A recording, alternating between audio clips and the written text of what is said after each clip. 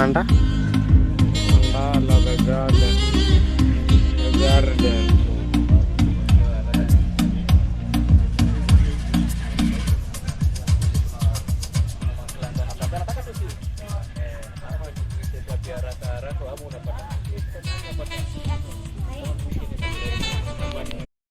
Diani Film Festival. Tonight we're screening an amazing film called Makala by French filmmaker Emmanuel Gras, who's with us tonight. I'm gonna invite him on stage to say a few words. But before I do so, I want to recognize the work of one of our partners, Africa Collect Textiles. They have been amazing with us. They have created the green carpet on which you walked to this outside cinema.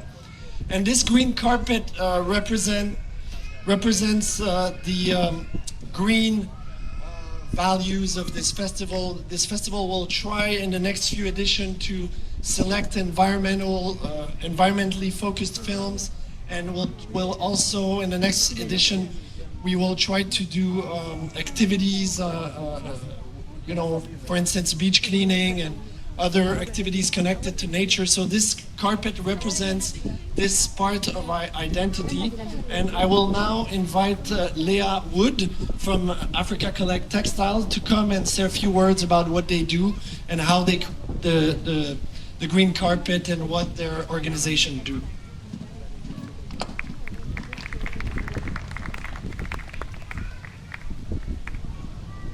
Good evening, everyone. Thank you for coming tonight. And I wish to also thank Matthew and Christine for the opportunity to be here to represent Africa Collect Textiles. And as Matthew said, our green carpet. The carpet is a symbol. It replicates the red carpet of film and fashion events while holding the environmental message as explained earlier. The idea was built together. It uses discarded green t-shirts, trousers, curtains, and a significant of old ranger uniforms donated by the Zeitz Foundation. Their crucial work addresses conservation, culture, community, and commerce on a 50,000-acre wildlife refuge in Laikipia. ACT has added value to their work by ensuring that their textile waste doesn't contribute to the problem that they seek to resolve. With a growing global population comes a growing waste management issue. Kenya itself generates 8 million tons of waste per year, and it's also one of the countries receiving the largest volumes of waste from the global north. In 2021, the record was broken when 200 million tons were imported into the country. These quantities are not supported by adequate infrastructure, and so a lot of this waste goes to landfill or is propelled into the atmosphere through burning and into our water systems.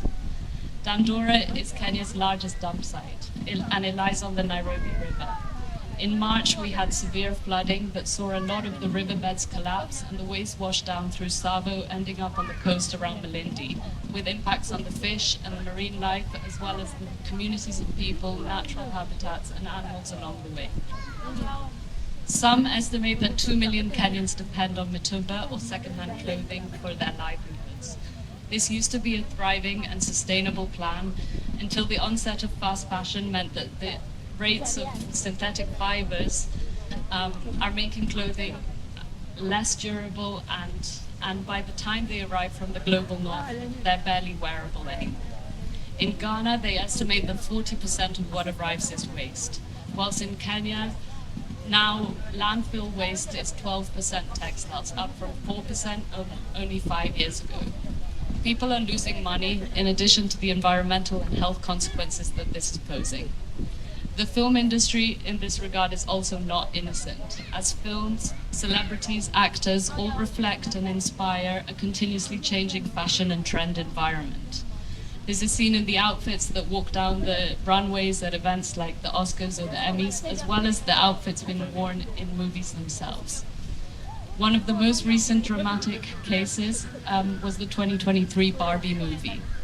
Capitalizing on the success of the film, Western fashion brands produced an upsurge of pink clothing, but the trend died as quickly as it was born, and by the end of 2023, these clothes were discarded, flooding markets and beaches, particularly in Kenya and Ghana.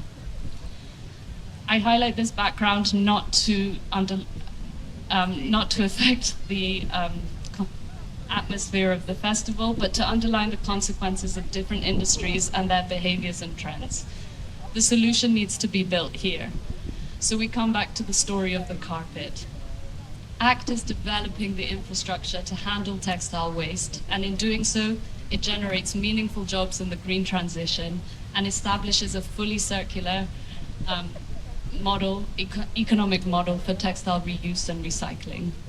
Everything we make is sourced through our collection bins in Nairobi and our satellite collectors in the markets of Nairobi and Nakuru, who buy back what is unwanted.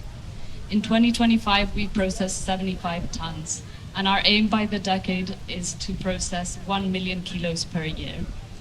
Yes, it's a drop in the ocean compared to what's arriving, but it's the beginning of a meaningful solution that can be scaled. So to support us, please consider taking a look at our stand over there to keep these items in circularity or to donate through our website. My favorite saying in the world is waste is only waste when it's in the wrong hands, but your textiles are in the right hands when they're given to Africa Collect Textiles. Thank you very much. Thank you so much, Leah. Great. Super though. Looking after them, and it was in the film So you have the feeling sometimes that you're alone, but there are a lot of them on all the roads of around the city. And Yeah. I began to This is ask khaki. myself, where do they come from? Khaki plus t-shirt. And what? Yeah. How do they live? That can keep it. Yeah, you see it's like two-tone. Village. Khaki. And then this is t-shirt. And then this is t-shirt, t-shirt. Yes. Yes. Lots of them. Yeah, not just different shades of denim, but purely denim.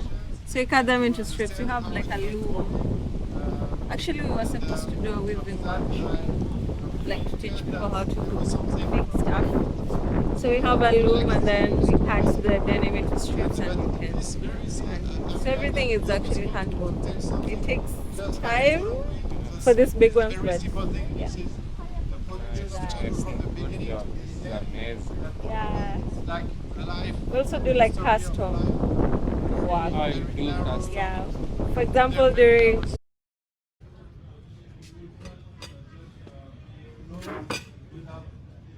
Yeah.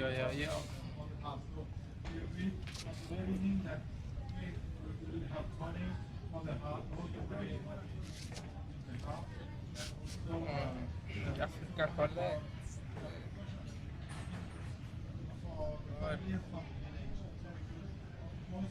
Them zinaonekana nasikia